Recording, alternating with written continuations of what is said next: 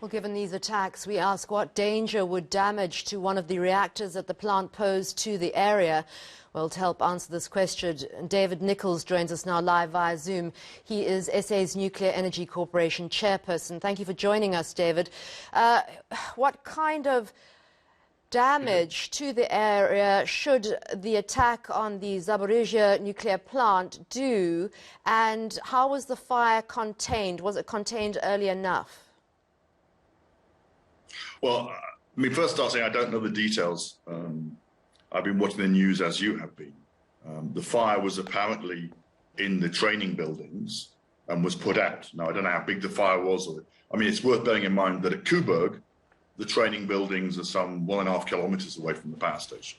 So I don't know where they are in this power station. But clearly, the fighting a war around a nuclear power station is not a good thing. I mean, fighting a war around anywhere is not a good thing.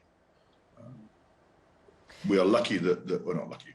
These reactors are a similar age and vintage to Coburg, and similar design in many ways. It's not like Chernobyl or the Fukushima reactors. It's more like the 3 Mile Island reactor in the States that had the accident in 1979. What is the difference then between, for instance, this reactor and Chernobyl? Well, this reactor is a modern design pressurized water reactor with a big containment building around the reactor. So if you actually look at the actual reactor itself, it is first surrounded by about 2 meters of concrete and an inner shield wall, and then a further meter in the actual containment building itself.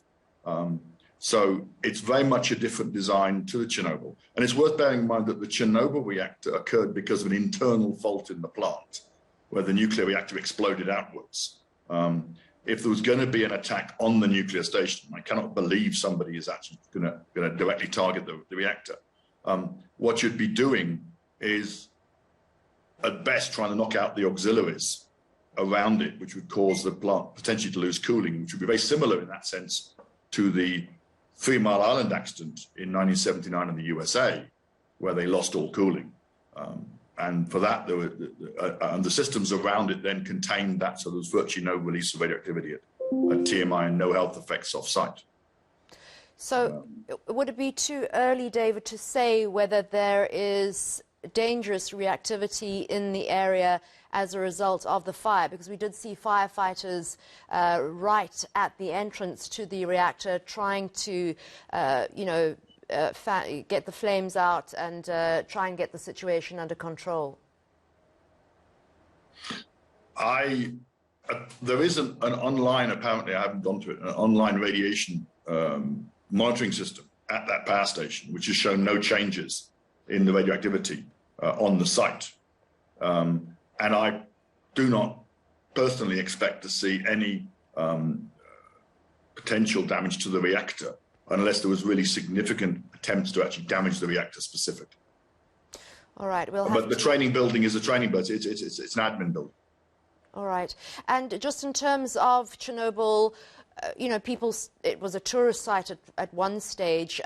What has actually happened with that, and would that be of any possible risk to people in Eastern Europe? Well, not logically. I mean, the reason I suspect the Russians went through the Chernobyl situation is that the Chernobyl evacuation zone is essentially empty, and it spreads both across the border into Belarus and down into Ukraine. I was there a few years ago, again, on a visit.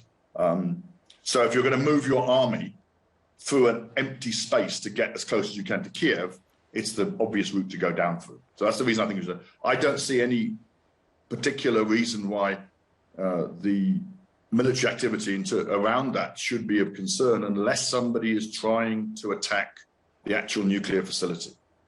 Nuclear facilities are very robust. So clearly you could do significant damage and cause a release if you wanted to attack the building. But you'd have to be targeting the actual nuclear reactor. I mean, these photographs are showing now clearly are not actually of the nuclear power station site. And I don't know how close they are to it.